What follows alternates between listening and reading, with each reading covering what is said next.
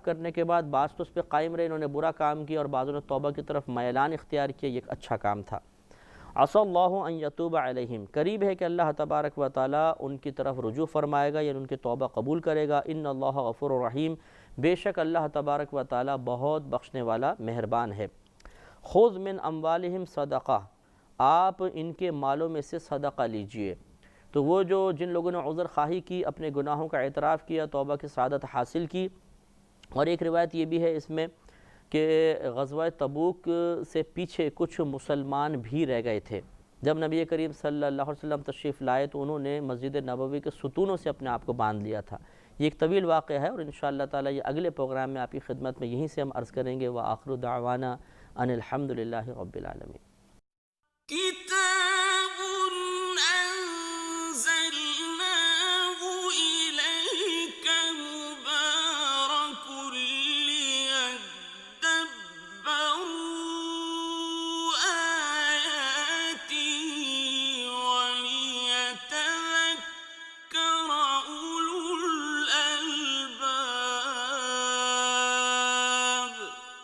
الحمدللہ رب العالمین والصلاة والسلام علی سید الانبیاء والمرسلین، اما بعد فاعوذ باللہ من الشیطان الرجیم، بسم اللہ الرحمن الرحیم۔ سورہ توبہ کی تقریباً 102 آیات کی تفسیر مکمل ہو چکی ہے۔ اس سے اگلی آیت میں جو کچھ ارشاد فرمایا جا رہا ہے اس کو سمجھنے سے پہلے آیت نمبر 98 ایک دفعہ دوبارہ ملاحظہ کرنا ضروری ہے۔ اس میں اللہ تعالیٰ نے ارشاد فرمایا کہ وَمِنَ الْأَعْرَابِ مَنْ يَتَّخِذُ مَا يُنْفِقُ مَغْرَمًا، اور گاؤں والوں میں سے، دیہاتیوں میں سے بعض وہ ہیں جو اللہ تبارک و تعالیٰ کی راہ میں خرچ کرنے کو تاوان سمجھتے ہیں، ٹیکس سمجھتے ہیں۔ اور اس کی وضاحت ہم نے کی تھی کہ جب زکوٰۃ کا حکم ان کے لیے نازل کیا گیا تو ان میں سے بعض نے اس طرح کہا کہ یہ تو ٹیکس ایک لگتا ہے، تاوان سے محسوس ہوتا ہے۔ پھر بعد میں انہوں نے رجوع کیا اللہ تبارک و تعالیٰ کی طرف اور توبہ کی سعادت حاصل کی، تو اللہ تعالیٰ نے بعد میں ان کے اپنے صدقات بارگاہ نبوی صلی اللہ علیہ وسلم میں پیش کرنے پر نبی کریم صلی اللہ علیہ وسلم کو حکم فرمایا کہ آپ ان سے ان کے مال لے لیں، اور جو گندگی یعنی بخل کی گندگی جس میں یہ مبتلا تھے اور جس کی وجہ سے اللہ کے راہ میں خرچ کرنے میں عار اور دل کی تنگی محسوس کر رہے تھے، اس گندگی کو آپ نکال کر انہیں پاکیزہ اور صاف ستھرا کر دیجئے۔ لہذا ارشاد فرمایا کہ خذ من اموالہم صدقۃ تطہرہم وتزکیہم بہا وصلی علیہم، اے حبیب کریم صلی اللہ علیہ وسلم آپ ان کے مال میں سے صدقہ لیجئے۔ صدقے کا اطلاق ویسے تو صدقات واجبہ اور نافلہ دونوں پر ہی ہوتا ہے، لیکن مفسرین بالاتفاق یہاں پر کہتے ہیں، اور کسی کا چند ایک کا اختلاف ہوگا ورنہ بالاتفاق یہی ہے کہ یہاں صدقے سے مراد زکوٰۃ ہے۔ لہذا ارشاد فرمایا کہ آپ ان کے مالوں میں سے زکوٰۃ وصول فرمائیے، تطہرہم انہیں پاک کر دیجئے، یعنی جس کے سبب آپ انہیں پاک کر دیں، وتزکیہم بہا، اور اس کے ذریعے ان کا تزکیہ فرما دیں، یعنی ظاہر اور باطن کو بالکل پاک و صاف فرما دیں۔ ظاہر کی پاکی کا مطلب یہ ہے کہ جو ان کی وجہ سے، ان کے انکار کی وجہ سے لوگوں کے قلوب میں ان کی بدگمانیاں پیدا ہوئیں، جب یہ اپنے ظاہر کو سنوار لیں گے یعنی دیں گے تو وہ تمام بدگمانیاں دور ہو جائیں گی۔ اور باطنی اعتبار سے ان کی پاکی کا مطلب یہ ہے کہ جب یہ اللہ کے راہ میں پیسہ خرچ کریں گے تو ان کے دل میں موجود بخل دور ہو جائے گا۔ وصلی علیہم، اور ان پر دعا فرمائیے، یعنی ان کے لیے دعا کیجیے۔ ان صلاتک سکن لہم، بے شک آپ کی دعا ان کے لیے سکون کا باعث ہے۔ واللہ سمیع علیم، اور اللہ تعالیٰ سننے والا جاننے والا ہے۔ اس سے معلوم ہوا کہ اکابرین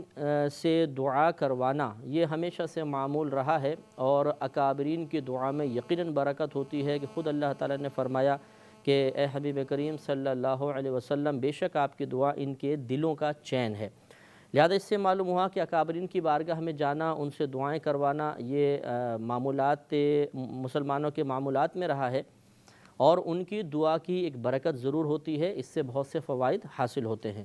لہٰذا کسی دوسرے کے لیے دعا کرنا کوئی بیکار نہیں ہوتا، اللہ تعالیٰ اس پر بہت اچھے اچھے نتائج مرتب فرماتا ہے۔ الم یعلموا ان اللہ هو یقبل التوبۃ عن عبادہ ویأخذ الصدقات وان اللہ هو التواب الرحیم، اور کیا یہ لوگ نہیں جانتے کہ بے شک اللہ تبارک و تعالی یہی توبہ کو اپنے بندوں کی توبہ کو قبول فرمانے والا ہے اور ان کے صدقات کو خود اپنے دست قدرت میں لیتا ہے، اور بے شک اللہ تبارک و تعالی وہی بہت بخشنے والا مہربان ہے، بہت توبہ قبول فرمانے والا مہربان ہے۔ تو یہ جو فرمایا کہ وہ یأخذ الصدقات، اور ان کے صدقات کو قبول فرماتا ہے، وصول کرتا ہے، تو اس سے یہ معلوم ہوا کہ اللہ تبارک و جو آدمی صدقہ دیتا ہے یہ پہلے اللہ تعالیٰ کے دست قدرت میں پہنچتا ہے اور گویا کہ قبولیت کے اعتبار سے، اور پھر اللہ تبارک و تعالیٰ اس کو بندے تک پہنچاتا ہے، گویا کہ بندے تک پہنچنے کی توفیق عطا فرماتا ہے اور اس پر مزید ثواب مرتب ہوتے ہیں۔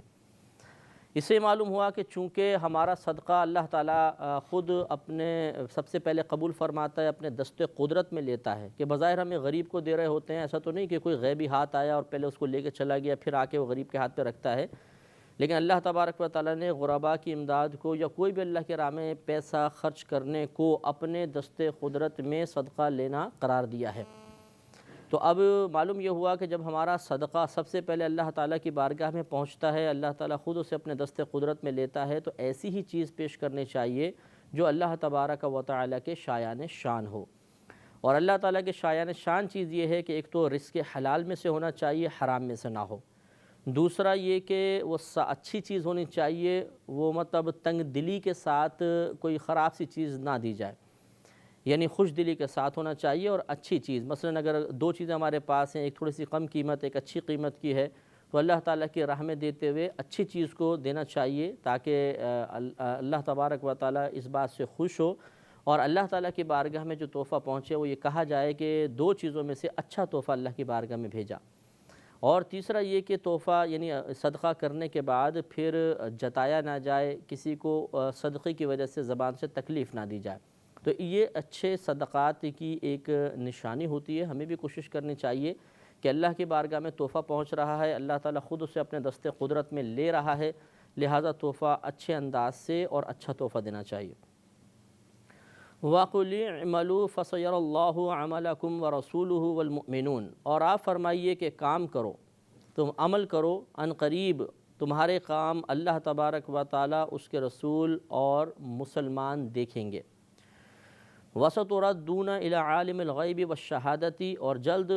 اس کی طرف پلٹو گے جو غیب اور شہادت کا جاننے والا ہے۔ غیب سے مراد پوشیدہ امور، شہادت سے مراد ظاہری امور،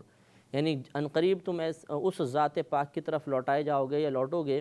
کہ جو پوشیدہ امور کا بھی جاننے والا ہے، لہذا تمہارے قلبی خطرات بھی اس سے پوشیدہ نہیں ہیں، نہ تمہاری تنہائی میں کی گئی حرکتیں اور منصوبہ بندیاں اس سے پوشیدہ ہیں، اور نہ تمہارا ظاہر اس سے پوشیدہ ہے۔ فَيُنَبِّئُكُم بِمَا كُنتُمْ تَعْمَلُونَ، تو وہ عنقریب وہ تمہارے تمام کاموں کی تمہیں خبر دے گا، جو کچھ تم کرتے رہے تھے ان تمام کاموں کی تمہیں خبر دے گا۔ تو اس سے معلوم ہوا کہ اللہ تعالیٰ نے ان اعرابیوں کے صدقات کو قبول فرمانے کا حکم دینے کے ساتھ ساتھ انہیں تنبیہ کر دی کہ صرف یہ مت سمجھنا کہ تمہارے صدقات قبول کر لیے گئے تو اب آگے کا معاملہ نہیں ہے، بلکہ عنقریب اللہ تعالیٰ، اس کے رسول اور دیگر مومنین بھی تمہاری حالت کو دیکھتے رہیں گے کہ تم اپنے آپ کو سنوارتے ہو اور سابقہ روش کو ترک کرتے ہو یا نہیں۔ وَآخَرُونَ مُرْجَوْنَ لِأَمْرِ اللَّهِ، اور کچھ دوسرے ایسے ہیں کہ جو اللہ تبارک و تعالیٰ کے حکم پر موقوف رکھے گئے ہیں۔ اِمَّا يُعَذِّبُهُمْ، یا تو وہ انہیں عذاب کرے گا، وَإِمَّا يَتُوبُ عَلَيْهِمْ، یا ان کی توبہ قبول فرمائے گا۔ وَاللَّهُ عَلِيمٌ حَكِيمٌ، اور اللہ تعالیٰ جاننے والا، حکمت والا ہے۔ غزوہ تبوک سے پیچھے رہ جانے والے تین قسم کے گروہ تھے۔ ایک گروہ تو وہ تھا جو منافقین کا تھا، ایک گروہ وہ تھا جو منافقین کا تو نہیں تھا لیکن ذرا سست قسم کے لوگ تھے، تو انہوں نے توبہ میں جلدی کی اور فوراً اللہ تعالیٰ کی بارگاہ میں توبہ کر لی، اور ایک گروہ ایسا تھا کہ جو پیچھے رہا اور اس نے توبہ میں دیر کی۔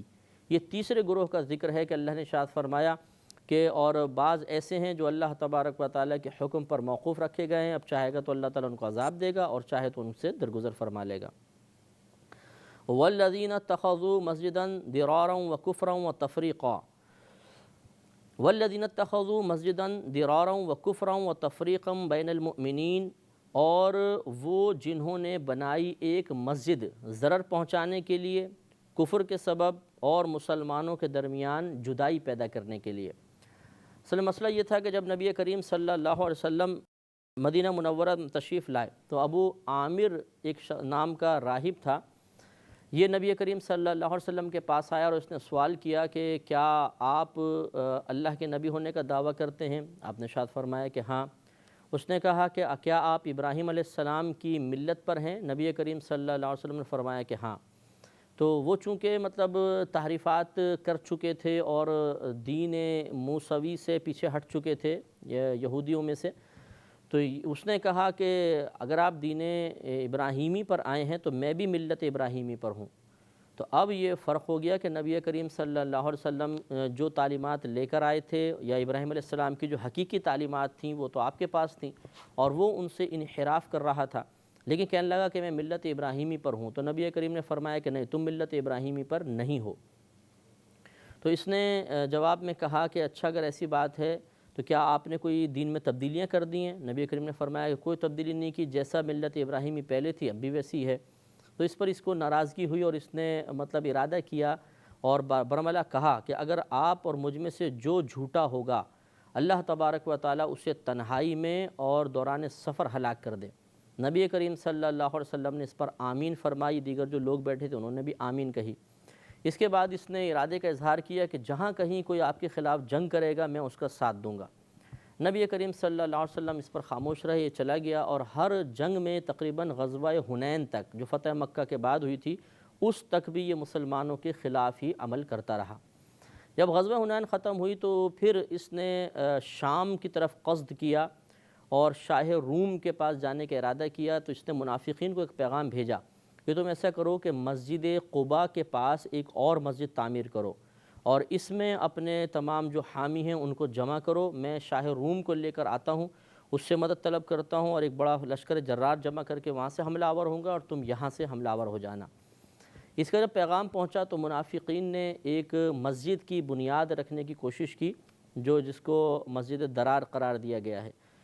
اور جب نبی کریم غزوہ تبوک کے لیے چلنے لگے تو پھر یہ منافقین حاضر خدمت ہوئے اور عرض کی کہ یا رسول اللہ صلی اللہ علیہ وسلم ہم نے ایک مسجد کی بنیاد رکھی ہے، اور پھر جھوٹ کہا کہ اصل میں یہ جو بوڑھے ہیں اور بچے ہیں، عورتیں ہیں جو دور تک نہیں جا سکتی، ان کے سہولت کے لیے ہم نے ایک مسجد تعمیر کر دی ہے، تو آپ کرم فرمائیے تشریف لائیں اور اس میں نماز پڑھ دیں تاکہ پھر ہم اس کا باقاعدہ آغاز کر دیں۔ نبی کریم صلی اللہ علیہ وسلم نے فرمایا کہ ابھی تو میں بالکل تیار ہوں سفر کے لیے، جب تبوک سے واپس آؤں گا اور اللہ تعالیٰ نے مجھے اجازت مرحمت فرمائی تو میں پھر اس مسجد میں نماز پڑھوں گا۔ لیکن جب نبی کریم صلی اللہ علیہ وسلم واپس تشریف لا رہے تھے تو اللہ تبارک و تعالیٰ نے آپ کو اس مسجد میں قیام کرنے سے منع فرمایا، جیسے کہ آگے آیات آئیں گی، اور نبی کریم صلی اللہ علیہ وسلم کو حکم دے دیا کہ اس مسجد کو آپ توڑ دیجئے، توڑوا دیجئے۔ تو آپ نے پھر صحابہ کرام کو فرمایا کہ اس مسجد کو توڑ کر اس کو جلا دو، تو اس پر مسجد کو ہلاک کر دیا گیا۔ اس کے اوپر پہلے یہ آیات ہم دیکھتے ہیں اور پھر انشاءاللہ جو اس سے نکات حاصل ہوں گے اس پر مختصر سی بحث کی جائے گی۔ تو اس واقعے کو بیان کرتے ہوئے اللہ تعالیٰ نے ارشاد فرمایا کہ وَالَّذِينَ اتَّخَذُوا مَسْجِدًا ضِرَارًا وَكُفْرًا وَتَفْرِيقًا بَيْنَ الْمُؤْمِنِينَ، اور وہ جنہوں نے بنائی ایک مسجد ضرر پہنچانے کے لیے، کفر کے سبب اور مسلمانوں کے درمیان تفریق کرنے کے لیے،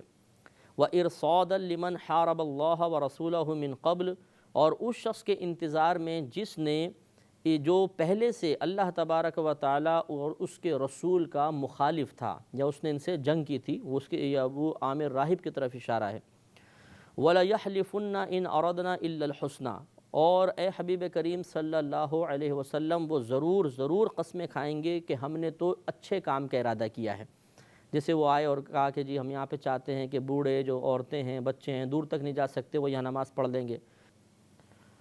واللہ یشہد انہم لکاذبون، اور اللہ تبارک و تعالیٰ گواہی دیتا ہے کہ بے شک وہ ضرور جھوٹ بولنے والے ہیں۔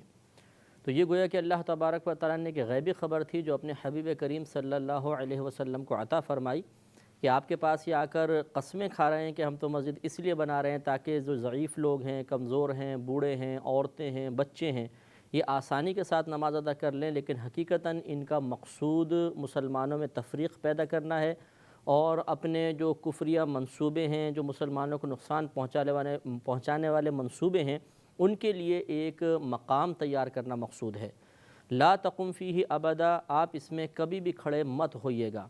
لمسجد اسس علی التقوی من اول یوم احق ان تقوم فیہ، تو ضرور وہ مسجد کہ جس کی بنیاد پہلے دن سے ہی تقوی پر رکھی گئی ہے، وہ اس بات کی زیادہ حقدار ہے کہ آپ اس میں کھڑے ہوں۔ تو یہ معلوم ہوا کہ اس سے خصوصاً ہمارے مسلمان بھائی اور بہنیں توجہ فرمائیں اور بہت غور سے اس بات کو سماعت فرمائیں کہ جس مسجد میں کوئی انتشار پیدا ہوتا ہو، اس سے افتراق پیدا ہوتا ہو،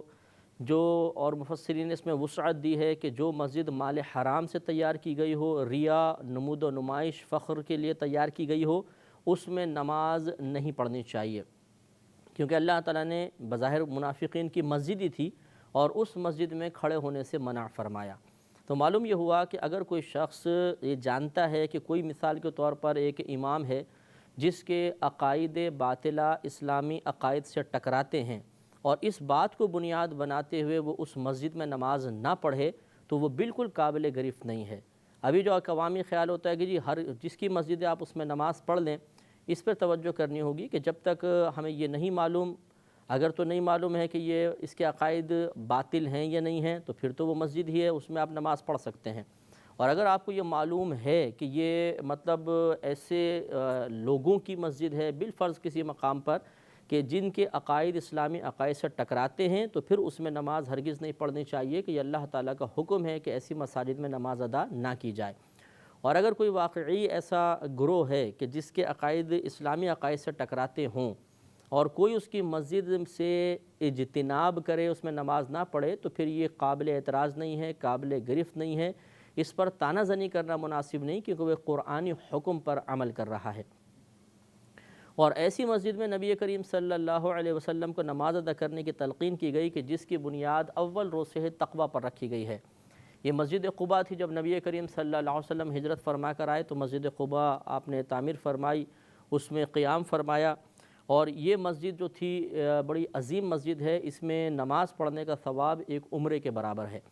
تو یہ مسجد چونکہ صحابہ کرام نے تعمیر کی تھی، حلال پیسے سے تیار تھی، اور اس کا مقصد مسلمانوں کی جماعت میں اضافہ تھا، اللہ تبارک و تعالی کی رضا حاصل کرنے، اس کا قرب حاصل کرنے کے لیے، کچھ عبادات اختیار کرنے کے لیے ایک مقام کی تیاری مقصود تھی، لہٰذا اس کو اللہ تعالیٰ نے محبوب رکھا اور اس میں نماز پڑھنے کا حکم دیا۔ فیہ رجال یحبون ان یتطہروا واللہ یحب المطہرین، اس میں کچھ لوگ ہیں، کچھ مرد ایسے ہیں کہ وہ اس بات کو محبوب رکھتے ہیں کہ خوب صاف ستھرے ہو جائیں، اور اللہ تبارک و تعالی پاکیزہ لوگوں کو محبوب فرماتا ہے، پسند فرماتا ہے۔ جب یہ آیت کریمہ نازل ہوئی کہ فیہ رجال یحبون ان یتطہروا، کہ اس میں یعنی مسجد قباء میں کچھ لوگ ایسے ہیں کہ جو اس بات کو محبوب رکھتے ہیں کہ خوب صاف ستھرے ہو جائیں، تو نبی کریم صلی اللہ علیہ وسلم اہل قباء کے پاس تشریف لے گئے اور فرمایا کہ تم ایسا کون سا عمل کرتے ہو کہ اللہ تبارک و تعالیٰ نے تمہاری مدح فرمائی اور خود قرآن میں تمہارا ذکر کر دیا۔ تو انہوں نے عرض کیا، رسول اللہ صلی اللہ علیہ وسلم ہماری یہ عادت ہے کہ جب ہم استنجا سے فارغ ہوتے ہیں، یعنی قضاء حاجت سے فارغ ہوتے ہیں، تو پہلے مٹی کے ڈھیلوں سے استنجا کرتے ہیں اور اس کے بعد پانی استعمال کرتے ہیں۔ تو یہ چونکہ تفسیر میں ایک وجہ بیان کر دی گئی اور خود اہل قباء کی زبان سے بیان ہوئی اور احادیث کی کتابوں میں لکھ دی گئی، اس سے معلوم ہوا کہ اگر کوئی طہارت میں احتیاط کرے گا اور مبالغہ کرے گا اور اچھی طرح صاف ستھرا ہوگا، گندگی کو اپنے سے دور رکھے گا، تو اللہ تبارک و تعالیٰ کو اس کی عادت بہت زیادہ محبوب ہے۔ اس سے وہ بھائی عبرت حاصل کریں کہ جو کھڑے ہو کر پیشاب کرتے ہیں، آدھا باہر جاتا ہے اور آدھا پینٹ کے اندر پہنچتا ہے، یا مطلب کموڈ وغیرہ کے اندر بیٹھتے ہیں کہ جب پیشاب وغیرہ کیا تو جسم آلودہ ہو جاتا ہے، تو اس سے ذرا اجتناب کرنا چاہیے کہ یہ اللہ تعالیٰ کو قطعاً محبوب نہیں ہے۔ اللہ تعالیٰ صاف ستھرے ہونے کو محبوب رکھتا ہے، لہٰذا ہمیں کوشش کرنی چاہیے کہ تو خیر ڈھیلے کا دور نہیں رہا، لیکن مطلب پانی وغیرہ اچھی طریقے سے استعمال کرنا چاہیے۔ ہاں، اگر آپ ٹرین وغیرہ میں سفر کر رہے ہیں یا کسی ایسے مقام پہ سفر کر رہے ہیں جہاں پانی کی قلت ہے، جیسے چائنا وغیرہ کے اندر بعض لوگ جیسے ہمارے یہاں سے بزنس ٹور پہ جاتے ہیں یا اور کسی مقاصد کے لیے جاتے ہیں، تو غالباً وہاں استنجا خانوں میں پانی کا رواج نہیں ہے، تو ایسے موقع پر مطلب کپڑے کی کترن جو ہے وہ بہترین کام کر سکتی ہے، جو اس کو مطلب آپ استنجا کے لیے یوز کر سکتے ہیں، یا اور بہتر یہ ہے کہ پانی کی ایک بوتل اپنے پاس رکھیں اور اس کو استعمال کریں تاکہ کامل طہارت حاصل ہو اور اللہ تبارک و تعالیٰ کی پسندیدگی کا سامان ہو۔ کمال کسی کی گندی روایت کو قبول کرنے میں نہیں ہے، بلکہ کمال اس بات میں ہے کہ آدمی اس چیز کو اختیار کرے جو اللہ تبارک و تعالیٰ اور اس کے رسول کریم صلی اللہ علیہ وسلم کی رضا والا ہو۔ آج ہم نے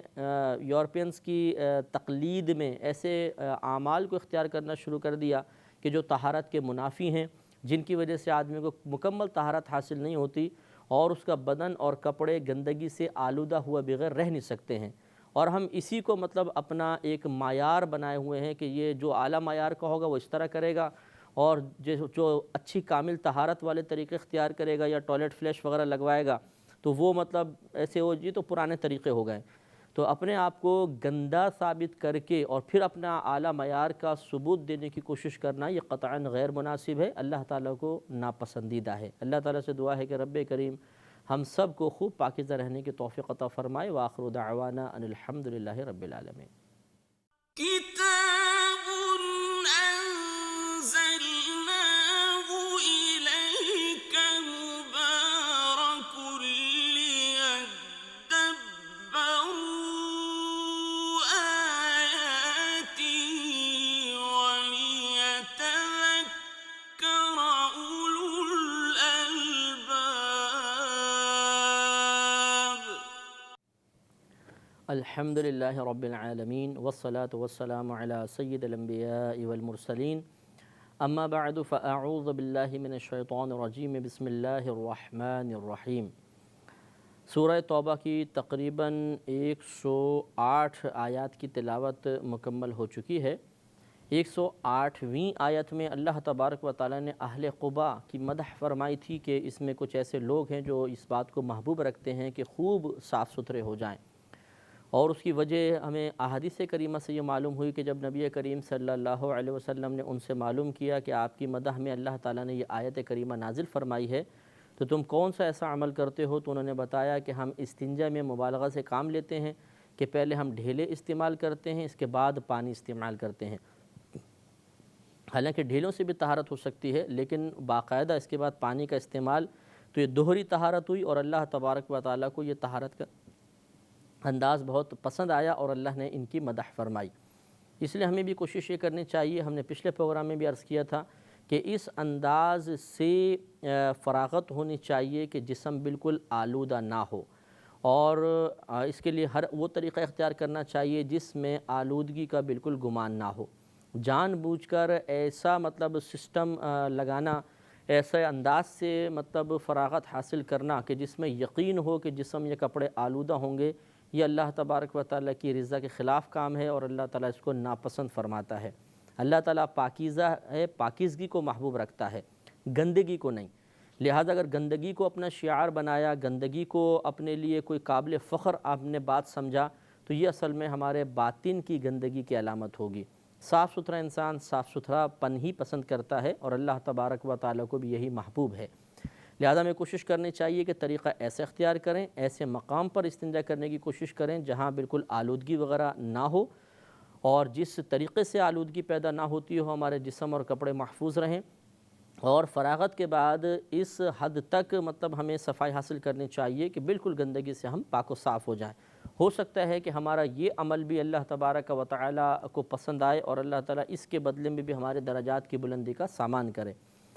آگے اللہ نے فرمایا تھا، آخر میں یہ آیت تھی کہ واللہ یحب المطہرین، اور اللہ تبارک و تعالیٰ پاکیزہ لوگوں کو، صاف ستھرے ہونے والوں کو محبوب رکھتا ہے۔ اس کی تفسیر کرتے ہوئے مفسرین نے ارشاد فرمایا کہ طہارت جو ہے وہ کئی طرح کی ہوتی ہے، ایک ظاہری طہارت ہوتی ہے، ایک باطنی طہارت ہوتی ہے۔ ظاہری طہارت تو یہ ہے کہ انسان اپنے جسم کو ہر قسم کی ناپاکی سے محفوظ رکھے، جیسے آلودگیاں ہوتی ہیں، گندگی وغیرہ، ان تمام سے محفوظ رکھے۔ اس کے علاوہ ظاہری گناہوں کو چھوڑ دینا بھی ظاہری پاکی کے اندر داخل ہے۔ اپنی آنکھوں کو، اپنی سماعت کو، اپنی زبان کو، اپنے ہاتھوں کو، اپنے پیروں کو ہر قسم کی اللہ تبارک و تعالیٰ کی نافرمانی سے بچانا، یہ بھی ایک طہارت ہے۔ اور باطنی طہارت سے مراد اپنے قلب کو تمام قسم کی باطنی برائیوں اور بیماریوں سے دور کرنا ہے، مثلا تکبر، غرور، فخر، حسد، بدگمانی، ریاکاری، اس کے علاوہ جتنے اور باطنی گناہ ہو سکتے ہیں تمام کے تمام، اسی طرح باطل عقائد، جو عقیدے کا تعلق بھی بس ایک نظریے کے ساتھ ہوتا ہے، آپ ذہن میں ایک نظریہ، ایک پختہ خیال رکھتے ہیں تو اس کو عقیدے کا نام دے دیا جاتا ہے، اور اس کی بھی پاکیزگی ضروری ہوتی ہے۔ تو جب یہ ظاہری اور باطنی پاکیزگی مکمل طور پہ حاصل ہوگی تو اللہ تبارک و تعالیٰ کو یہ چیز محبوب ہے۔ ایسا نہیں ہے کہ خالی استنجا میں ہم خوب مبالغہ کر لیں اور اس کے بعد ہر قسم کی گندگی میں ملوث رہیں اور یہ سمجھیں کہ دیکھو جی اللہ تعالیٰ تو ہمیں محبوب رکھتا ہے، ایسا نہیں ہے، بلکہ یہاں پہ اس آیت کا بڑا وسیع مفہوم ہے کہ اللہ تبارک و تعالیٰ پاکیزہ لوگوں کو محبوب رکھتا ہے، اور پاکیزہ سے مراد وہ لوگ ہیں کہ جن کا ظاہر و باطن ہر قسم کی گندگی اور گناہوں وغیرہ سے پاک ہو، آلودگی سے بالکل محفوظ ہو۔ أَفَمَنْ أَسَّسَ بُنْيَانَهُ عَلَى تَقْوَى مِنَ اللَّهِ رِضْوَانٍ خَيْرٌ أَمْ مَنْ أَسَّسَ بُنْيَانَهُ عَلَى شَفَا جُرُفٍ هَارٍ فَانْهَارَ بِهِ فِي نَارِ جَهَنَّمَ۔ اب اللہ تعالیٰ نے پھر آگے ان دونوں مسجدوں کا تقابل کیا اور ارشاد فرمایا کہ کیا پس وہ جس نے بنیاد رکھی اس مسجد کی تقوی پر، اللہ تبارک و تعالیٰ سے ڈر کر اور اس کی رضا پر بنیاد رکھی، یہ بہتر ہے، یا وہ جس نے بنیاد رکھی اس کی علی شفا جرف ہارن، ایک ٹوٹے ہوئے کنارے والے گڑھے کے کنارے پر، یعنی ایسا گڑھا جس میں ٹوٹا ہوا کنارہ ہو کہ آدمی قریب آئے تو ایک دم گر جائے، اس پر بنیاد رکھی، یہ بہتر ہے یا پہلی والی بہتر ہے؟ فَانْحَارَ بِهِ فِي نَارِ جَهَنَّمَ، تو وہ اسے لے کر جہنم کی آگ میں گر پڑے۔ یعنی گویا کہ فرمایا کہ کیا جس نے اللہ تبارک و تعالیٰ سے ڈر کر اور اس کی رضا کی خاطر بنیاد رکھی، یہ بہتر ہے، یا وہ کہ جس نے ایسی ایک مسجد کی بنیاد رکھی جو ایک ایسے گڑھے کے کنارے پر تھی جس کے کنارے ٹوٹے ہوئے تھے اور وہ گڑھا اسے جہنم کی آگ میں لے جائے؟ کون سا اس میں بہتر ہے؟ تو یقینی سی بات ہے پہلی والی بہتر تھی۔ واللہ لا یہدی القوم الظالمین، اور اللہ تعالیٰ ظالم قوم کو ہدایت عطا نہیں فرماتا۔ اس سے معلوم یہ ہوا کہ مسجد خالی بنا لینا کوئی کمال نہیں ہے، بلکہ مسجد کو اللہ تبارک و تعالیٰ کی رضا کے مطابق تعمیر کرنا یہ بہتر ہے۔ اگر اللہ کی رضا کے مطابق مسجد نہیں ہوگی تو صرف مینار، ممبر اور گنبد وغیرہ کھڑا کر دینا، دیواریں بنیادیں رکھ دینا، اس سے کوئی فائدہ نہیں ہے اور میدان محشر میں رسوائی اور شرمندگی ہوگی۔ لا يزال بنيانهم الذي بنوا ريبة في قلوبهم إلا أن تقطع قلوبهم والله عليم حكيم۔ وہ تعمیر جو مطلب کی گئی تھی یہ ہمیشہ ان کے دلوں میں کھٹکتی رہے گی، مگر یہ کہ ان کے دل ٹکڑے ٹکڑے ہو جائیں، اور اللہ تعالیٰ علم و حکمت والا ہے۔ یعنی جب یہ مسجد کو اللہ تعالیٰ کے رسول صلی اللہ علیہ وسلم نے بحکم الہی شہید کرنے کا حکم دیا، اس کو گرا دینے کا حکم دیا، مسجد ختم کر دی گئی، اس کو لکڑیوں کو جلا دیا گیا، تو اس سے منافقین کو بڑی اذیت اور تکلیف ہوئی۔ تو اللہ تعالیٰ نے فرمایا کہ یہ جو اس کی بنیادیں گرائی گئی ہیں یہ ہمیشہ منافقین کو اذیت اور تکلیف دیتی رہیں گی، یہاں تک کہ ان کے دل ٹکڑے ٹکڑے ہو جائیں، یعنی دل پھٹ جائیں، ٹکڑے ہو جائیں، تو بس یہ بچ سکتے ہیں، ورنہ ساری زندگی ان کو اس سے افسوس ہوتا رہے گا۔ آگے ارشاد فرمایا کہ ان اللہ اشتری من المؤمنین انفسهم واموالهم بان لهم الجنہ،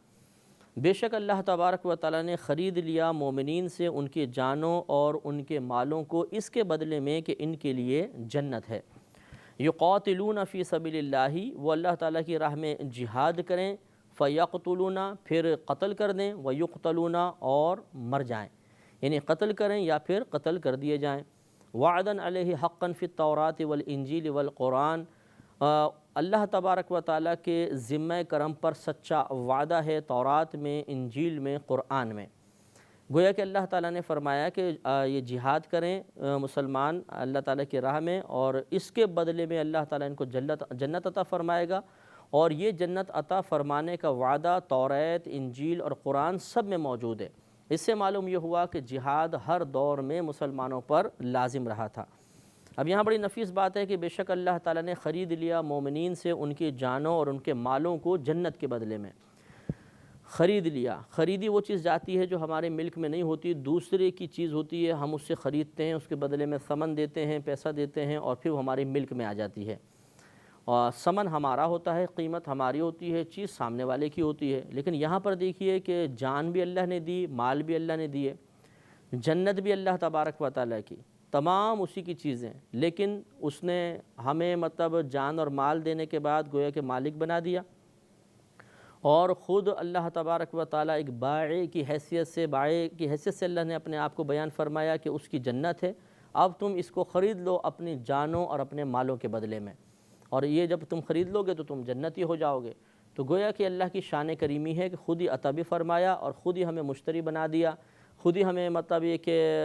اپنی جانیں اور مال ہماری گویا کہ ملک میں دے کر اور جنت کی خریداری کی دعوت دی۔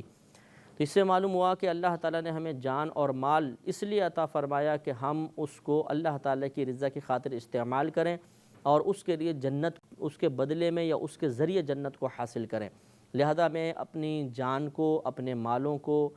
اپنی توانائی کو، اپنی صلاحیت، اپنی قابلیت کو فقط اللہ تبارک و تعالیٰ کی رضا کے لیے استعمال کرنا چاہیے، کسی غلط مقام پہ استعمال نہیں کرنا چاہیے۔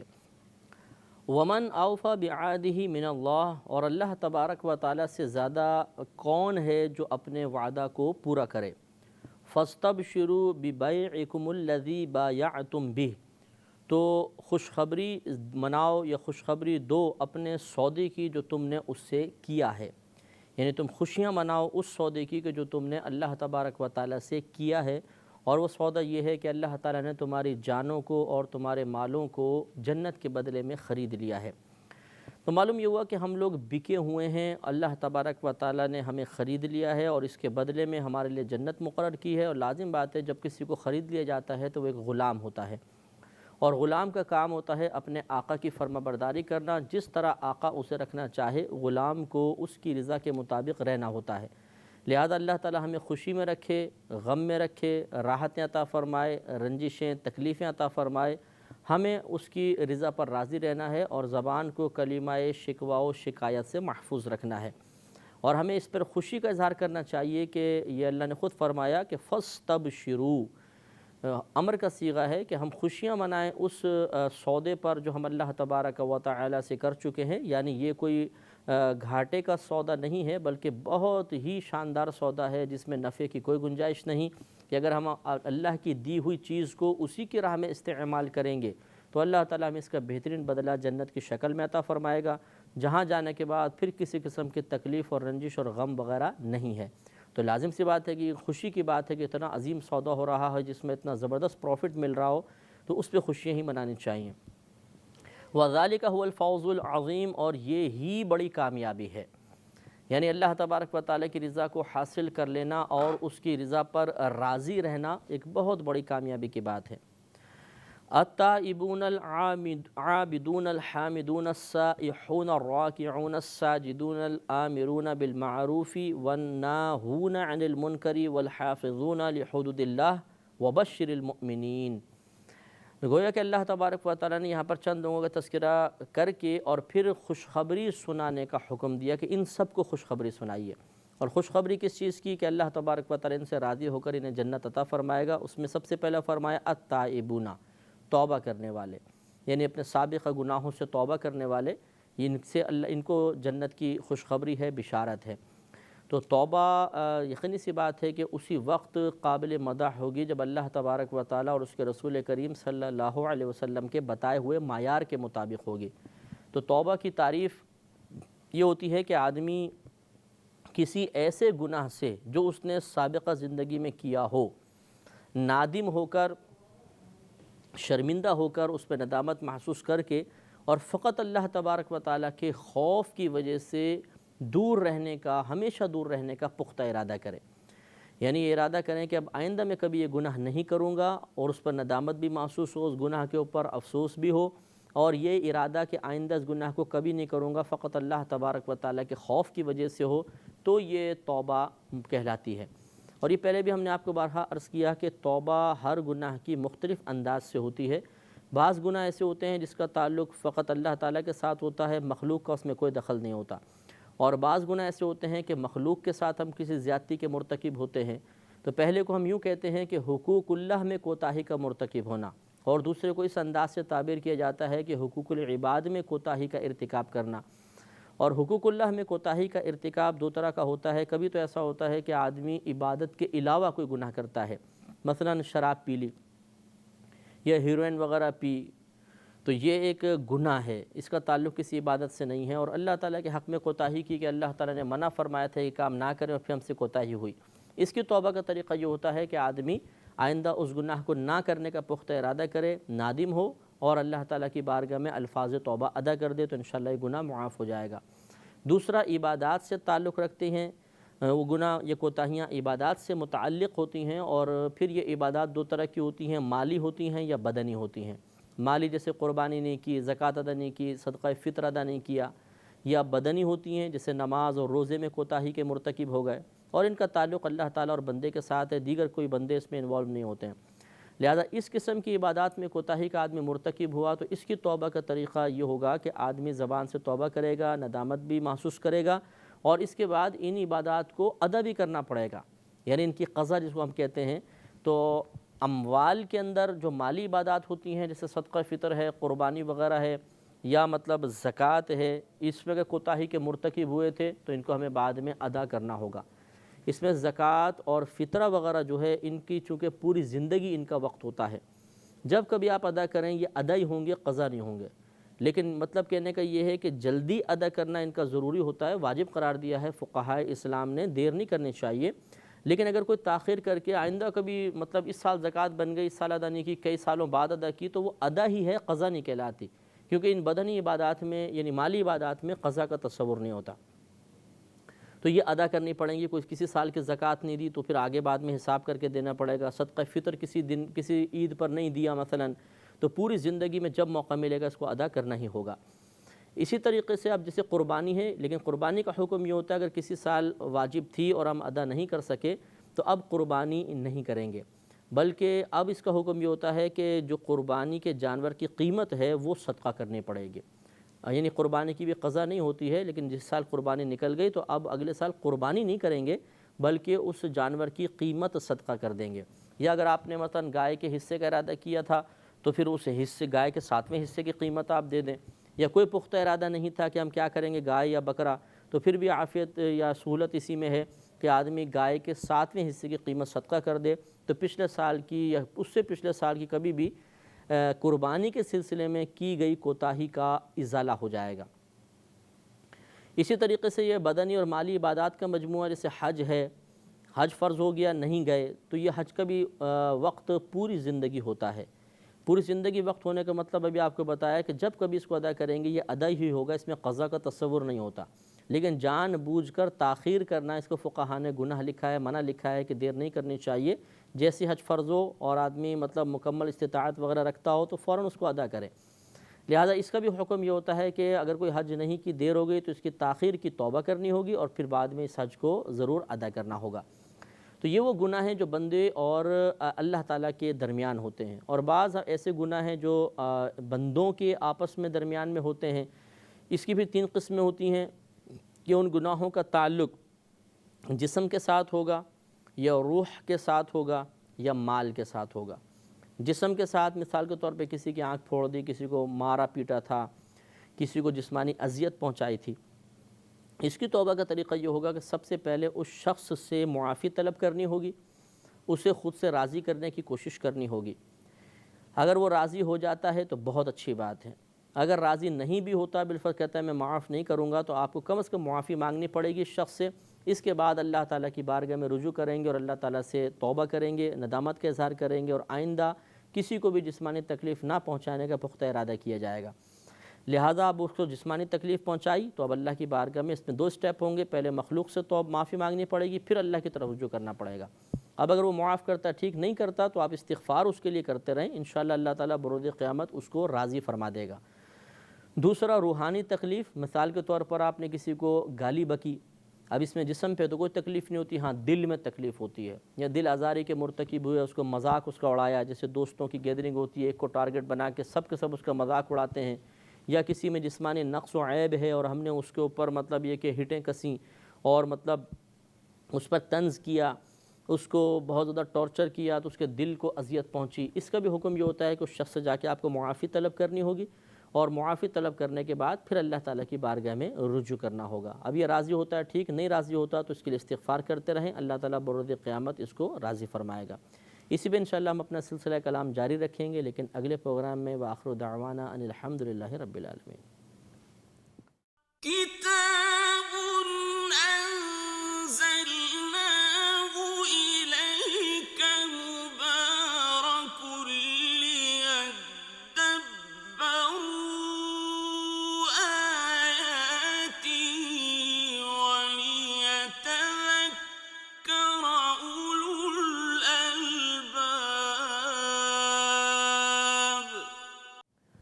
الحمدللہ رب العالمین والصلاة والسلام علی سید الانبیاء والمرسلین اما بعد فاعوذ باللہ من الشیطان الرجیم بسم اللہ الرحمن الرحیم۔ سورہ توبہ کی 112ویں آیت کی تفسیر چل رہی تھی اور اس میں اللہ تبارک و تعالی نے چند گروہوں کا تذکرہ فرما کر ان کے لیے جنت کی بشارت فرمائی ہے، جس میں پہلے التائبون تھا، توبہ کرنے والے، اور اسی کی وضاحت ہماری چل رہی تھی کہ توبہ کا تعلق کبھی تو اس کوتاہی کے ساتھ ہوتا ہے جو اللہ تبارک و تعالی اور بندے کے درمیان کسی تعلق کی وجہ سے ہوتی ہے، یعنی بندے اور اللہ کے درمیان تعلق تھا، اس میں بندے نے کسی کوتاہی کا ارتکاب کیا تب وہ توبہ کرے گا، یا پھر کسی ایسی خطا کے جواب میں توبہ ہوگی جس کا تعلق مخلوق میں آپس میں تھا، یا مخلوق کے آپس کے تعلق کی بنا پر کوئی کوتاہی ہوئی تھی اور اس میں پھر آدمی توبہ کرتا ہے۔ تو یہ دوسری والی جو توبہ کا سلسلہ تھا چل رہا تھا، اس کے بارے میں وضاحت یہ کی تھی کہ بندوں کے حقوق میں جو کوتاہی ہوتی ہے، کبھی تو جسم کے اعتبار سے ہم کوتاہی کے مرتکب ہوتے ہیں، یعنی جسمانی تکلیف پہنچاتے ہیں، کبھی روحانی تکلیف ہوتی ہے اور کبھی مالی طور پہ نقصان پہنچاتے ہیں۔ جسمانی اور روحانی کا تو آپ کو بتایا کہ ان دونوں صورتوں میں جو صاحب حق ہے وہ شخص ہے، اس سے معافی طلب کرنی ہوگی، وہ معاف کر دے، اس کے بعد اللہ تعالیٰ کی بارگاہ میں کامل توبہ کریں گے تو انشاءاللہ بخشش کا سامان ہوگا۔ اور اگر ان لوگوں سے معافی طلب کی، یہ معاف نہیں کر رہے، تو پھر بھی اللہ تعالیٰ کی بارگاہ میں توبہ کریں اور ان کے لیے تمام زندگی استغفار کرتے رہیں، اور ہو سکے تو اپنی نیکیاں ایصال ثواب کرتے رہیں، پھر اللہ تعالیٰ کی ذات پاک سے امید ہے کہ اللہ تعالیٰ انہیں میدان محشر میں ہم سے راضی کر دے گا۔ اور تیسرا ہوتا ہے کہ مال میں کسی کی ہم کوتاہی کے مرتکب ہوئے، کسی کا مال دبا لیا تھا، کسی کا پیسہ کھا لیا ہے، کسی کی امانت دبا لی تھی، کسی کی وراثت دبا لی تھی، تو ان کا طریقہ یہ ہوگا کہ پہلے جا کر ہم کوتاہی کی معافی طلب کریں گے کہ اتنے عرصے تک ہم نے آپ کو اس مال کے فائدے سے محروم رکھا۔ دوسری صورت اس کے یہ ہوگا کہ وہ مال ان کو واپس کرنا پڑے گا، اور اگر آپ مال واپس کرنے پر قادر نہیں ہیں بالفرض تو پھر معاف کروائیں کہ آپ مجھے معاف کر دیں، وہ مال چھوڑ دیں تو آپ کی بڑی مہربانی ہوگی۔ اگر وہ چھوڑ دے ٹھیک، اگر نہیں چھوڑا تو یہ مال آپ پر لازم ہے، آج اگر آپ کے پاس نہیں تو کل آپ کو دینا ہی پڑے گا۔ اور بالفرض اگر اس صاحب حق کا انتقال ہو چکا ہے تو اس کے ورثاء تک یہ مال پہنچانا لازم ہوتا ہے۔ اب یہ پہنچانے کے بعد اگر وہ معاف کر دے بہت اچھی بات ہے، پھر اللہ کی بارگاہ میں توبہ کریں گے۔ اگر وہ معاف نہیں کرتا تو پھر وہی طریقہ ہے کہ ان کے لیے استغفار کرتے رہیں اور ایصال ثواب کرتا رہا جائے۔ اور بالفرض اگر مال نہیں ہے اور تمام زندگی موقع نہ مل سکا، اتنا مال جمع نہ ہو سکا کہ ہم اسے دیں، تو پھر بھی اللہ کی بارگاہ میں استغفار کرتے رہیں، توبہ کرتے رہیں اور اللہ تعالیٰ سے التجا کرتے رہیں کہ اللہ تعالیٰ مجھے توفیق عطا فرما کہ میں اس کا مال ادا کر دوں۔ اگر نہ ہو سکا اور آپ کا انتقال ہو گیا تب بھی اللہ کی رحمت سے امید ہے کہ اللہ تعالیٰ میدان محشر میں ہمیں اور اس شخص کو راضی کر دے گا۔ یہاں پر ایک مسئلہ یہ بھی یاد رکھیں کہ بعض لوگ یہ سوال کرتے ہیں کہ ہم جیسے حج کرنے کے لیے گئے تو سنا ہے کہ میدان عرفات میں تمام حقوق اللہ میں کی گئی کوتاہیاں معاف ہو جاتی ہیں، اور مزدلفہ میں تمام حقوق العباد کے سلسلے کی خطاؤں کو معاف کر دیا جاتا ہے، اور واقعی بالکل صحیح بات ہے۔ تو پھر وہ پوچھتے ہیں کہ کیا اب ہم نمازوں کی قضا ادا کریں گے، روزوں کی قضا ادا ہوگی، اسی طرح جو ہم نے لوگوں کی امانتیں دبائی تھیں، قرضے دبا لیے تھے، وہ کیا اب بھی ادا کرنے پڑیں گے؟ تو یہ اچھی طرح یاد رکھیے کہ میدان عرفات میں جو حقوق اللہ معاف ہوتے ہیں، اس سے مراد ہے ان حقوق اللہ میں کی گئی کوتاہیوں کا گناہ ہے۔ جو گناہ تھا وہ معاف ہوگا، نہ کہ عبادت کا ادا کرنا بھی معاف ہو جائے گا، لہذا قضا نمازیں ادا کرنی پڑیں گی، قضا روزے ادا کرنے ہی پڑیں گے۔ اسی طرح جو مزدلفہ میں حقوق العباد کی معافی کا عام اعلان ہوتا ہے، اس سے مراد یہ ہے کہ جو حقوق العباد میں کوتاہی کا گناہ تھا وہ گناہ معاف ہو جائے گا۔ باقی اگر اس کا تعلق وہی مال سے ہے تو مال ادا کرنا ہی پڑے گا، اس کے بغیر رہائی ممکن نہیں ہوگی۔ اور اسی ضمن میں ایک اور آخری بات یہ ہے کہ گستاخ رسول کی توبہ کے بارے میں اچھی طرح یاد رکھیں کہ یہ کہا جاتا ہے کہ گستاخ رسول کی توبہ قبول نہیں ہوتی ہے۔ اس کا درست مفہوم بھی اپنے اچھی طرح ذہن کے اندر رکھ لیں کہ کوئی بھی گناہ ایسا نہیں ہے بشمول کفر و شرک کے بھی کہ آدمی زندگی کے اندر اس سے توبہ کرے اور وہ معاف نہ ہو، کوئی گناہ ایسا نہیں ہے۔ لہذا گستاخی رسول کی توبہ بھی، گستاخ رسول کی یا گستاخ رسول والے فعل کی توبہ بھی مقبول ہے۔ اگر آدمی زندگی میں کرے گا تو اللہ تعالیٰ معاف فرما دے گا۔ لیکن یہ جو کہا جاتا ہے کہ گستاخ رسول کی توبہ قبول نہیں ہے، یہ اصل میں دنیاوی قانون کے اعتبار سے ہے کہ شرعی طور پہ دنیاوی قانون یہ بنا دیا گیا کہ اگر آدمی توبہ کرے گا تو اس کا گناہ تو معاف ہو جائے گا، لیکن گستاخ رسول کو ضرور قتل کیا جائے گا۔ لیکن یہ قتل کرنا عوام کا کام نہیں ہے، یہ قتل کرنا حاکم اسلام کا کام ہے، قاضی وقت کا کام ہے کہ وہ پہلے مکمل تحقیق کرے گا۔ اگر گستاخ رسول ثابت ہو جاتی ہے تو اس کو توبہ کا موقع دیا جائے گا، وہ توبہ ہو جاتا ہے، تائب ہو جاتا ہے، تو پھر بہرحال قتل اس کو لازم کیا جائے گا۔ گستاخ رسول کی توبہ قبول نہ ہونے کا یہی مطلب ہے کہ اس کو چھوڑا نہیں جائے گا، اس لیے کہ اس نے نبی کریم صلی اللہ علیہ وسلم کے حق میں کوتاہی کی ہے۔ اب اس سے گناہ اسی وقت معاف ہوگا جب خود براہ راست نبی کریم صلی اللہ علیہ وسلم اس کو معاف فرمائے، اور اس معافی کی اطلاع چونکہ دنیا میں ممکن نہیں، لہذا حکم یہ دیا گیا کہ اس کو قتل ہی کیا جائے گا، لیکن توبہ اس کی قبول ہو سکتی ہے۔ لہذا یہ ہرگز اس جملے سے یہ نہ سمجھا جائے کہ گستاخ رسول کی توبہ قبول نہیں، اس سے مطلب ہرگز یہ نہیں ہے کہ جس نے گستاخ رسول کی ہے وہ کبھی بھی توبہ کی سعادت حاصل نہیں کر سکتا، ہمیشہ ہمیشہ کے لیے جہنم میں ہو گیا۔ ہاں اگر وہ اسی حالت میں مر جاتا ہے، توبہ نہیں کرتا تو ایک الگ بات ہے، لیکن اگر تائب ہو جاتا ہے، اللہ کی بارگاہ میں توبہ کر لیتا ہے تو ضرور اس کی نجات ہو سکتی ہے۔ اللہ تعالیٰ معاف فرمانے پر قادر ہے، اور اس کو معاف نہ کرنے کا کوئی اللہ کا وعدہ نہیں ہے۔ لیکن ایک ہے ہمارا دنیاوی قانون کہ حاکم اسلام پر کیا لازم ہے، کیا وہ اس کو چھوڑ دے گا؟ تو حاکم اسلام کو چھوڑنے کا اختیار نہیں ہے، وہ اس کو قتل ہی کرے گا، اور اسی قتل کرنے کا کوئی اس انداز سے تعبیر کرتے ہیں کہ گستاخ رسول کی توبہ مقبول نہیں ہوتی ہے۔ تو ایک تو تائب حضرات کے بارے میں اللہ نے فرمایا کہ ان کو بشارت دیں، دوسرا عابدون عبادت کرنے والے۔ عبادت ہر اس فعل کو کہتے ہیں کہ جو کسی شخص کی بندگی اس کے غلام ہونے، اس کے فرما بردار ہونے پہ علامت بن سکے، یعنی وہ فعل یا عمل ایسا ہو کہ اس کو دیکھنے کے بعد ہم یہ کہیں کہ یہ شخص کسی کی غلامی کر رہا ہے، کسی کی فرما برداری کر رہا ہے، کسی کی بندگی کر رہا ہے، جیسے نماز ادا کرنا کہ ہم اس میں ہاتھ باندھتے ہیں، پھر رکوع میں جھکنا، پھر اپنے سب سے اشرف مقام کو زمین پر لگا دینا۔ اس سے معلوم ہوتا ہے کہ ہم کسی نہ کسی کی فرما برداری کر رہے ہیں، کسی کے حکم کی تعمیل کر رہے ہیں، ہم کسی کی بندگی غلامی کر رہے ہیں۔ ایسی روزہ رکھنا کہ تمام دن کچھ بھی نہ کھانا پینا اور اپنے نفسانی خواہشات کو روکنا، اس کا مطلب یہ ہے کہ کوئی ایسی ذات ہے جس نے ہمیں حکم دیا، ہم اس کی فرما برداری کرتے ہوئے ان چیزوں سے رکتے ہیں، تو یہ پھر علامت بنتی ہے عبادت کی۔ تو عبادت ہر اس فعل اور عمل کو کہتے ہیں جو انسان کی غلامی، اس کی بندگی، اس کی فرما برداری پر، کسی کے فرما بردار ہونے پر دلالت کرے۔ لہٰذا یاد رکھیں کہ اللہ تعالیٰ کے لیے عبادت کا لفظ استعمال نہیں کیا جائے گا۔ بعض لوگ جوش خطابت میں یا بعض اوقات کم علمی کے باعث اس طرح کہہ دیتے ہیں کہ دیکھیں درود پاک ایک ایسی عبادت ہے جو اللہ بھی کر رہا ہے۔ اللہ تعالیٰ نماز نہیں پڑھتا، روزہ نہیں رکھتا، زکوٰۃ نہیں دیتا، حج نہیں کرتا، لیکن اللہ نے فرمایا ان اللہ و ملائکتہ یصلون علی النبی، کہ بے شک اللہ تعالیٰ اور اس کے فرشتے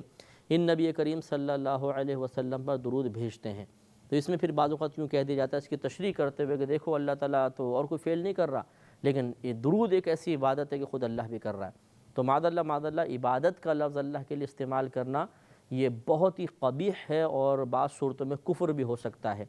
کیونکہ اللہ کے لیے عبادت کا لفظ جب آپ استعمال کریں گے تو پھر وہی بات ہو جائے گی کہ معاذ اللہ تعالیٰ کسی کی بندگی کر رہا ہے، اللہ تعالیٰ کسی کی غلامی کر رہا ہے، اللہ تعالیٰ کسی کی فرما برداری کر رہا ہے۔ تو معاذ اللہ اس سے پھر ایک اور ذات کا تصور پیدا ہوگا جو اللہ تعالیٰ سے زیادہ طاقتور ہے، اور اللہ تعالیٰ پر اس ذات کا حکم ماننا لازم ہے، اور معاذ اللہ یہ سب تمام کفریہ باتیں ہیں۔ لہذا جس نے عبادت کی نسبت اللہ کی طرف کی، ہم یہ تو نہیں کہیں گے کہ وہ مرتد ہو گیا، لیکن فقہاء اسلامی فرماتے ہیں کہ اسے احتیاطاً تجدید ایمان اور تجدید نکاح کرنا چاہیے۔ اور عبادت جس طریقے سے کسی فعل کے ارتکاب کا نام ہے، اسی طرح افعال سے اجتناب کا نام بھی عبادت ہوتا ہے۔ لہذا جو اللہ نے عبادات یا جو اعمال ہم پہ فرض اور واجب قرار دیے ان کو کرنا، یہ بھی عبادت، کیونکہ اس میں بھی بندگی کا دخل ہوتا ہے کہ ہم فرما برداری کر رہے ہیں، غلامی کر رہے ہیں، تبھی تو کر رہے ہیں۔ اور اسی طرح گناہوں سے اجتناب بھی عبادت ہے۔ تو یہاں پر عابدون سے مراد یہ نہیں ہے کہ صرف نمازیں پڑھ لی تو ہم عبادت گزار ہو گئے، روزے رکھ لیے تو عبادت گزار ہو گئے، جیسے کہ آج کل مسلمانوں نے سمجھا کہ اپنی اپنی مرضی کے چند اعمال اختیار کرنے کے بعد ہم یہ سمجھتے ہیں کہ بس ہم عبادت گزار ہیں۔ اس کے بعد مکمل طور پہ عبادت کا مفہوم جانے بغیر ہم گناہوں سے اجتناب کی تو بالکل کوشش ہی نہیں کرتے ہیں۔ بعض حضرات کو دیکھا کہ بہت زیادہ خرچ کرتے ہیں، غریبوں کو کھلایا، مسکینوں کو کھلا رہے ہیں، غریبوں کے اندر چیزیں تقسیم کر رہے ہیں، لیکن وہ عمل کے معاملے میں انتہائی کوتاہی کا شکار ہوتے ہیں اور بہت سارے گناہوں کا ارتکاب دلیری کے ساتھ کرتے ہیں۔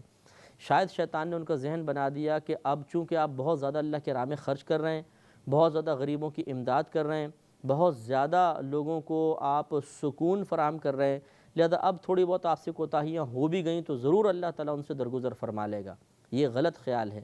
جتنا صدقہ، جتنی خیرات اور جتنی مالی جسمانی روحانی قربانیاں صحابہ کرام علیہم رضوان نے دیں، تا قیامت کون دے گا؟ لیکن اس کے باوجود ان کی زندگی میں کوئی ایک واقعہ بھی ایسا بتا دیں کہ انہوں نے اپنی ان تمام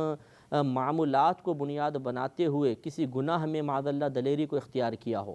یہ ہماری پست ذہنیت ہے کہ ہم یہ سمجھتے ہیں کہ ہم نے کچھ عبادات کر لی تو اب اللہ تعالیٰ پر یہ معاذ اللہ لازم ہو گیا کہ ہماری عبادات کے بدلے میں اب ہماری کوتاہیوں پر وہ بالکل گرفت نہ فرمائے۔ یہ غلط طریقہ ہے، اس سے ہمیں بچنا چاہیے۔ حامدون، اللہ کی حمد بیان کرنے والے، تعریف کرنے والے۔ تو تعریف کرنے سے مراد کسی خاص کیفیت، خاص حالت کی تعریف نہیں، بلکہ مراد یہ ہے کہ ہر حالت میں، ہر کیفیت میں، ہر قسم کے حالات میں اللہ کی حمد کرنے والے، اس کی رضا پر راضی رہنے والے۔ لہٰذا جب نعمتیں مل رہی ہوں اس وقت تو الحمدللہ اور اللہ تیرا شکر ہے سبھی کہہ لیتے ہیں۔ کمال اس وقت ہے کہ جب اللہ تبارک و تعالیٰ کی طرف سے کوئی ناگہانی آفت آئے، اللہ تعالیٰ بہت زیادہ ہمیں نقصانات میں مبتلا کر دے، تب بھی زبان پر الحمدللہ رب العالمین جاری ہو۔ یہ بخاری کی روایت نبی کریم صلی اللہ علیہ وسلم ارشاد فرماتے ہیں کہ جب اللہ تبارک و تعالیٰ کسی کے بچے کو موت دیتا ہے تو فرشتوں سے فرماتا ہے کہ جا کے دیکھو یہ کیا کہہ رہا ہے، اور اگر وہ حمد بیان کر رہا ہوتا ہے تو اللہ تعالیٰ اسے مزید اچھا بدلہ عطا فرماتا ہے۔ اور ایک روایت میں ہے کہ جب اللہ تعالیٰ کسی کی آنکھیں لے لیتا ہے اور وہ اس کے جواب میں شکر ادا کرتا ہے تو اللہ تبارک و تعالیٰ اس کی حمد فرماتا ہے اور فرشتوں کے سامنے اس کی تعریف فرماتا ہے۔ تو غرض ہے کہ جب ہم پر کوئی مصیبت یا بلا نازل ہو تو ہمیں چاہیے کہ اللہ تبارک و تعالیٰ کی حمد جاری کریں، جس طرح کے شکر میں کرتے ہیں، یعنی نعمت کو ملنے پر کرتے ہیں، شکر کرتے ہوئے کرتے ہیں، تو اس طرح اللہ کی حمد کو ہر وقت میں کرنے والے کے لیے جنت کی بشارت ہے۔ الصائحون، روزہ رکھنے والے۔ روزہ رکھنے والے اس میں سب عام ہیں کہ چاہے فرض روزے ہوں چاہے نفل روزے ہوں، کوئی تخصیص اللہ نے نہیں فرمائی، لہٰذا روزہ رکھنے والوں کے لیے بھی جنت کی بشارت ہے۔ لیکن روزے سے مراد اگر ہم روزے کا یہ مفہوم لیں کہ صرف کھانے پینے اور نفسانی خواہش کی تکمیل سے رک جانے کا نام روزہ ہے تو ایسا نہیں، بلکہ اس سے وہ روزے دار مراد ہیں جو واقعی اللہ تعالیٰ کی رضا کے مطابق روزہ رکھیں، یعنی کھانا پینا اور قربت وغیرہ کو تو ترک کرنا ہی ہوگا، اس کے علاوہ ہر قسم کے صغیرہ کبیرہ گناہ سے بھی اپنے آپ کو آدمی بچائے، کیونکہ نبی کریم صلی اللہ علیہ وسلم نے ارشاد فرمایا جو روزہ رکھنے کے باوجود بیہودہ کام کرنا، برے کام کرنا نہ چھوڑے تو اللہ تبارک و تعالیٰ کو اس کے روزے کی کوئی حاجت نہیں۔ معاذ اللہ اس کا مطلب یہ نہیں ہے کہ کسی اور کے روزے کی حاجت ہے، لیکن مراد یہ ہے کہ اللہ تبارک و تعالیٰ پھر اس کے روزے کو پسند نہیں فرماتا کہ جو روزہ رکھنے کے باوجود گناہ کرتا رہے۔ لہذا اس قسم کے روزے دار مراد ہیں کہ جو واقعی اللہ تبارک و تعالیٰ کی رضا کے مطابق اور تمام شرعی تقاضوں کو ملحوظ رکھتے ہوئے روزہ رکھیں گے تو اللہ تعالیٰ نے ان کے لیے جنت کی بشارت عطا فرمائی۔ والراکعون الساجدون، اور رکوع کرنے والے، سجدہ کرنے والے، اس سے مراد ہے نماز ادا کرنے والے۔ خالی یہ نہیں کہ ہم نمازیں چھوڑ دیں اور دن میں ایک دفعہ رکوع کر لیں، ایک دفعہ سجدہ کر لیں تو دیکھیں راکعون بھی ہوگا، ساجدون میں بھی شامل ہوگا، ایسا نہیں ہے، مطلب پابندی سے نماز ادا کرنے والے۔ اور یقینی سی بات ہے کہ اس نماز سے مراد وہی نماز ہے جو آداب ظاہرہ اور آداب باطنہ سے مزین ہوگی۔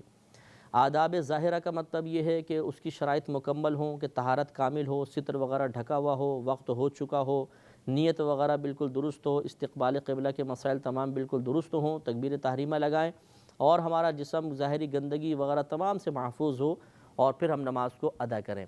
اور آداب باطنہ سے مراد یہ ہے کہ ہمارا قلب، ہمارا ذہن دوران نماز اللہ تبارک و تعالیٰ کی طرف متوجہ رہے، دنیا کا کوئی بھی خیال جان بوجھ کر ذہن میں نہ لے کر آئیں۔ ایک ہے خیال کا آنا، ایک ہے خیال کا لانا۔ آنا برا نہیں ہے کیونکہ یہ ہمارے قدرت و اختیار میں نہیں، یہ ایک شیطان ہے جو مسلسل ہمیں وسوسے ڈالے گا، لیکن ایک ہوتا ہے لانا، کہ جان بوجھ کے کوئی خیال لے کر آئے یا شیطان نے خیال ڈالا اور اس خیال میں ہم مگن ہو گئے، پھر ہم نے اس کو اپنی بنیاد بنا کر مزید خیالات کو لانا شروع کیا، یہ ممنوع ہوتا ہے۔ نبی کریم صلی اللہ علیہ وسلم ارشاد فرماتے ہیں جس نے 2 رکعت نماز اس طرح ادا کی کہ اس میں دنیا کا کوئی خیال اپنے ذہن میں نہ لایا تو اللہ تبارک و تعالیٰ اسے گناہوں سے ایسا پاک و صاف کر دیتا ہے جیسے آج ہی اپنے ماں کے پیٹ سے پیدا ہوا ہے۔ اور اسی عمل پر استقامت کے لیے نفسیاتی طور پر ہمارے نبی کریم صلی اللہ علیہ وسلم نے بہت اچھے انداز سے ذہن بنایا کہ ارشاد فرمایا کہ جب تم نماز ادا کرو تو اس طرح ادا کرو جیسے تمہاری زندگی کی آخری نماز ہے۔ تو اگر کسی شخص کو صبح پھانسی چڑھانی ہو، اس کو اعلان ہو جائے کہ صبح تمہیں پھانسی چڑھا دی جائے گی اور پھر وہ نماز فجر ادا کرے کہ اس کے بعد مجھے بس پھانسی پہ چڑھا دیا جائے گا، تو اس کی نماز فجر میں کتنی توجہ ہوگی اور قلبی حاضری ہوگی ہم اچھی طرح جانتے ہیں، سمجھ سکتے ہیں۔ اور اسی طرح نبی کریم صلی اللہ علیہ وسلم کا یہ فرمان بھی قابل توجہ ہے کہ آپ نے فرمایا جب تم نماز ادا کرو تو اس طرح ادا کرو جیسے تم اپنے رب کو دیکھ رہے ہو، اور اگر تم اپنے رب کو نہیں دیکھ رہے تو وہ تو تمہیں دیکھ ہی رہا ہے، یعنی مکمل یہ توجہ کہ اس وقت میں اللہ کی بارگاہ میں کھڑا ہوں اور اللہ تعالیٰ مجھے ملاحظہ فرما رہا ہے، یہ تصور ہمیں دنیاوی خیالات سے اور وسوسوں سے پاک و صاف کرے گا۔ لہٰذا یہ آداب ظاہرہ اور باطنہ ضروری ہیں۔ اگر ایسا نہ ہو تو نبی کریم صلی اللہ علیہ وسلم کا یہ فرمان عالی شان بھی موجود ہے کہ بعض نماز پڑھنے والے ایسے ہوتے ہیں کہ ابھی وہ مسجد سے باہر بھی نہیں نکلنے پاتے کہ ان کی نماز پرانے کپڑے کی طرح لپیٹ کر ان کے منہ پر مار دی جاتی ہے، یعنی ضائع کر دی جاتی ہے۔ اس لیے ہمیں کوشش کرنی چاہیے کہ ایک تو نمازوں پر استقامت حاصل کریں، جس کا بہترین ذریعہ رمضان ہے کہ رمضان میں ذوق عبادت بڑھ بھی جاتا ہے اور ہم پابندی بھی اختیار کریں۔ لیکن میرا کہنے کا مطلب ہرگز یہ نہیں ہے کہ ابھی آپ ٹھیک ہے چھوڑتے رہیں، رمضان میں شروع کر لیجئے گا، ابھی سے ہی بلکہ پورے زندگی ہمیں کرنی ہے، لیکن رمضان اس استقامت حاصل کرنے کے لیے ایک بہترین ذریعہ ہے۔ تو ابھی سے آپ نماز شروع کریں، رمضان میں مزید استقامت حاصل ہوگی، اور پھر اس نماز کو سیکھ کر ادا کریں۔ اس میں آداب ظاہرہ بھی ہمیں معلوم ہونے چاہیے، آداب باطنہ کا بھی لحاظ ہو، تو پھر نماز ہماری نور علی نور ہے۔ پھر 2 رکعت نماز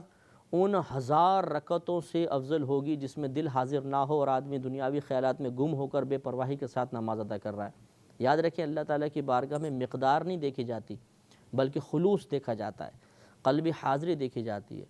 ایک طرف 1000 رکعتیں ہوں جس میں دل حاضر نہیں ہے، دنیا کے خیالات ہیں، بے پرواہی سے نماز ادا کی، اور ایک طرف صرف 2 رکعت ہیں جس میں تمام آداب ظاہرہ اور باطنہ کا لحاظ رکھا گیا ہے، تو یہ 2 رکعت نماز ان 1000 رکعتوں سے افضل اور اعلیٰ ہے۔ اسی لیے نبی کریم صلی اللہ علیہ وسلم کا یہ فرمان بھی ہمیں توجہ دلا رہا ہے کہ عالم کی 2 رکعت نماز جاہل کی سال بھر کی عبادت سے افضل ہے۔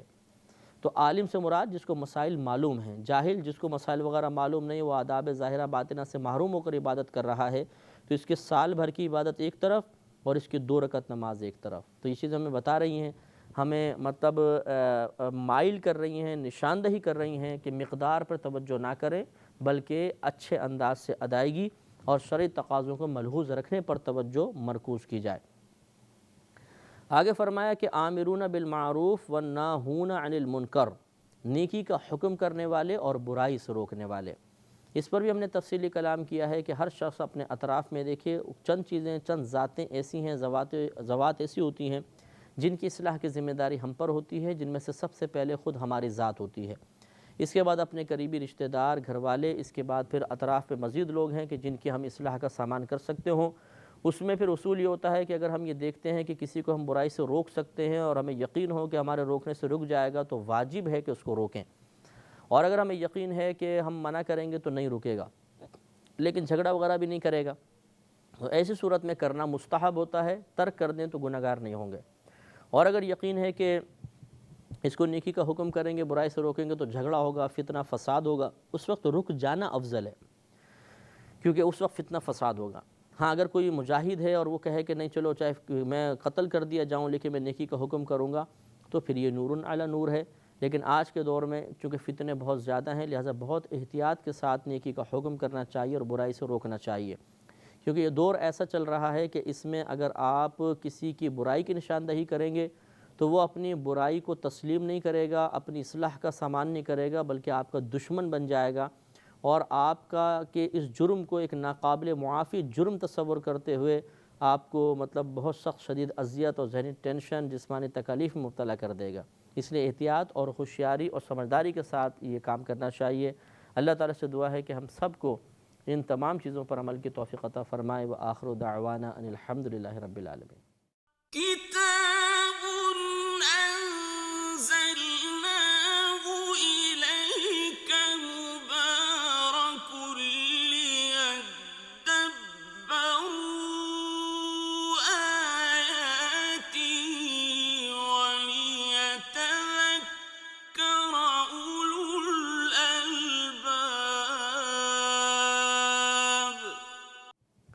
الحمد للہ رب العالمین والصلاة والسلام علی سید الانبیاء والمرسلین اما بعد فاعوذ باللہ من الشیطان الرجیم بسم اللہ الرحمن الرحیم۔ سورہ توبہ کی آیت نمبر 112 کی تشریح چل رہی تھی، اور اس میں ہم نے پچھلی پروگرام میں آمرون بالمعروف والناہون عن المنکر کے بارے میں عرض کیا تھا کہ نیکی کا حکم کرنے اور برائی سے روکنے والے، نیکی کا حکم